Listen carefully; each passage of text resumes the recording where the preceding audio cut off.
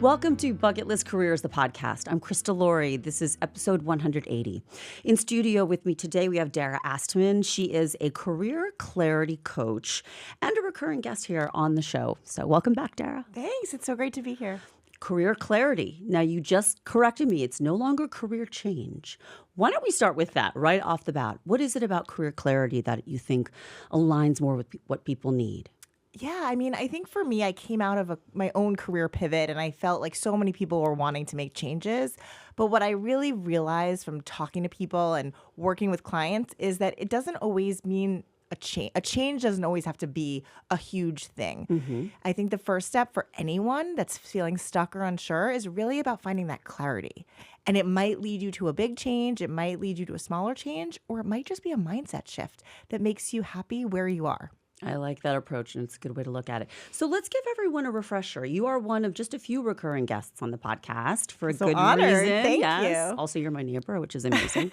But not everybody knows your pivot story. So why don't you dial it back for us and give us a refresher? Yeah, absolutely. So I worked in advertising, media, and ad sales for 15 years. For me, it came about 5 years ago where I started to question what I wanted to do next. I had been working in a job share role, so actually working part-time. And when my youngest was going to kindergarten, it was really that time to start to think about, what does life look like now? Both my kids are going to be in school full-time. I'm sure a lot of listeners can probably relate to that. Yep. And you had a big job at Paramount. Yeah, I worked there. I was there for 14 years and loved everything about it. But it came time for a change, and I sought a coach. I really was feeling stuck and unsure about what I wanted next. But what I realized is what I wanted when I graduated out of college was different than what I wanted now as a mom, as someone who had evolved and changed. And in doing my own pause and reflection is what led me to go back to coaching school, to think about, what my next steps might look like. And coincidentally, it was November of 2019. And I thought I was going to have an office in Mamaroneck. And little did I know, everyone was going to be on Zoom. It changed everything. Yeah. And the pandemic really led people to question what was next. I think it was a turning point for a lot of people. So launched my coaching business, virtual and in person, and been on the go ever since. Right. And you left, your full-time job a couple of years ago. So you've been an entrepreneur now for some time. And I want to hear about the business, where you are now, because you have rebranded, you said. So tell us what you offer and tell us about the changes. Yeah. So I really am all about meeting moms and women wherever they are on their career journey. It is a long journey filled of many chapters, and really trying to redefine the definition of success and help you to understand that there may be different chapters. So whether you are returning to work after a pause, if you are pivoting careers, if you are feeling stuck and unsure, if you're laid off, if you're launching and growing a business in a new chapter, I have something for everyone. And I think the thread there really is about community, not feeling alone and taking small steps to get there. So like I had mentioned, my previous program was Career Pivot Playbook, because I really leaned into this idea of support through this career pivot. Yeah. But what came back, like anything, really trying to pivot my own self, right? And trying to understand what people need, what they want. And the feedback that I was realizing in my groups was that not everybody wanted a big pivot. Maybe they didn't need a big pivot. Maybe they weren't sure, but they knew they were stuck and ready for something different. Yeah. And tell me about the groups again. Like, what are they called, and what types of people are you servicing? Yeah. Yes. So I have my Career Compass group, which is the newest group that I'm launching, that is really about finding your direction. So this is for moms who are stuck, who are unsure, who are ready for that next chapter, whatever that may look like. Okay. So that is my newest group. I'm really excited. It's launching in a couple of weeks. And then I have Entrepreneur. I know you've met some of my Entrepreneur groups, and that is local and virtual. I have 2 different groups there, and that is a group for any woman who is launching and growing her business, looking for support. I just came from a meeting there. We were setting our 2026 goals, but also reflecting on 2025. I think it's so important this time of year, not just to, set high goals, but really to just think about, where were you a year ago? And, often I think as an entrepreneur, you can feel, not good enough or like you're not there yet. But to really reflect on how far you've come is so important. Yeah. And then I do a bunch of individual coaching as well. What do you find most effective? A combination of the groups and one-on-one? What do you think is really working? And then I want to talk about some client stories. Yeah, absolutely. I think honestly, the combination that has been the sweet spot for me and for my clients Yeah. because it's been amazing seeing the community form. I think in this day and age, community is not just a buzzword. It really is something that is so powerful to have people from different backgrounds or different age kids talking together and sort of nodding when the other one is speaking and cheering each other on and not having, hidden intentions. And Yeah. so And networking, right? the networking, the advice, the suggestions, and the support has been amazing. Whether it's making a connection for someone looking for a job in my entrepreneur group, so many of them have hired each other or partnered together on business projects. So it's just amazing to see. But I also think the individual work is a really important piece of it because it's giving you that time to go deeper, to find the clarity, to reflect, and to hit the goals, small goals, but to just define and hit those goals. Yeah, that makes a lot of sense to me. Give me your favorite story of late. And I'd like to hear a couple. You don't need to give us names, but just someone who has pivoted, and experienced that transformation that you have as well.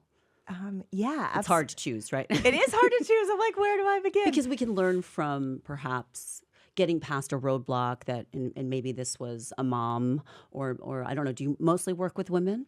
I work all with all women. Yeah. Okay. Most are moms, but my entrepreneur group has women and moms both. Okay. So I guess I can give two stories. One is an executive in finance who was really burnt out, was not happy where she was. She started our work together, and the first part of her finding her clarity Yeah. was actually leaving her job. And that took a lot of strength and courage to do that. She was able to leave without something else, which obviously, is a unique privilege, but it gave her that time and space to really dig into what she wanted. Okay. So she's not an overlap case, which is what She you was not did. an overlap case. And really for me, my goal is not to have you do anything that is my agenda. It really is about you, your goals, and what makes sense for you. Sure. But really being that support for that. And then through the next phase of figuring out what that next step is. And I really believe with all my clients is removing the idea of having to make a decision. We put the resume away, we stop looking at the job boards, and we really just think about multiple possibilities. I actually have a career path tracker that I share. If anyone is interested, we can always share it in the show notes. Yeah. It's the idea that you can look at multiple paths at the same time. So this client was looking at other jobs in the same finance field that fit more closely to what her ideal must-haves were. Okay. But she was also exploring being an entrepreneur. She was also exploring some other types of things. And all those paths simultaneously. She was having conversations. She was learning things. She was exploring until she got to a point where she found something that really made sense for her. Yeah. Do you think that she was held back by the thought that, oh, I don't have a business degree and I'm going to run my own business? I mean, I have a finance background, but what was holding her back and how did you get past it? Yeah, I think in general, it's just not knowing. I think any entrepreneur knows starting your own business can be, is this really viable? Is this going to really be successful? But you don't know until you dip your toe in, until you have those conversations. But I think closing the door on one or the other doesn't allow you to learn and explore. Yeah, that's true. Well, we also want to talk about New Year reflections in this episode, right? I mean, it's timely. And I did an episode on the anti-resolutions. I think that that's a thing of the past. This constant, oh, it's a new year and I need to be better, a better version of myself. How do you react to that? And where do we go from there if we're rejecting the resolution kind of concept? I mean, self-improvement is positive, but how do we do it in a more realistic way so we're not facing down failures? The research says that resolutions usually fail. You hear so much new year, new me, and it's a lot. It can be really overwhelming. And I think it's important to take a step back and really give yourself time and space. I think if you're going to take anything away from this time of year, from our conversation, it's to give yourself space to really reflect. Reflect on last year, reflect on what's not working for you. Yeah.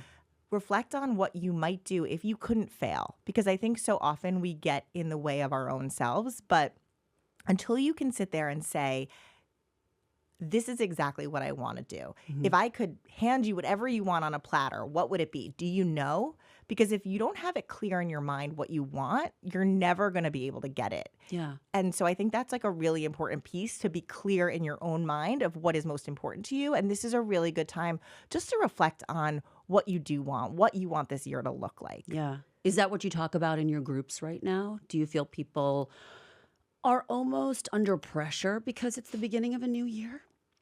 Yeah, I mean, I just came from my entrepreneur group, and we were reflecting on the past year, setting goals for this year. But I think the most powerful takeaway was one of my clients that has been in my group for a year. She brought out her 2025 goals that she had written for herself. Okay. And she reached every single one of them except one. And I think that's the reflection part of the this reflection that you mentioned. part. So because she wrote them down, because she recognized what was important to her, that was what enabled her to reach it. Yeah. So I think that is such an important piece in all of this, to not feel overwhelmed and just think about realistically, where do you want to be in a year from now? And then what are the small, doable steps that will help you get there? And tracking that, I think you see the progress. You may not be exactly at the end of the line in terms of like your goal and seeing the results yet, but tracking the steps, I think, gives you the confidence to keep going.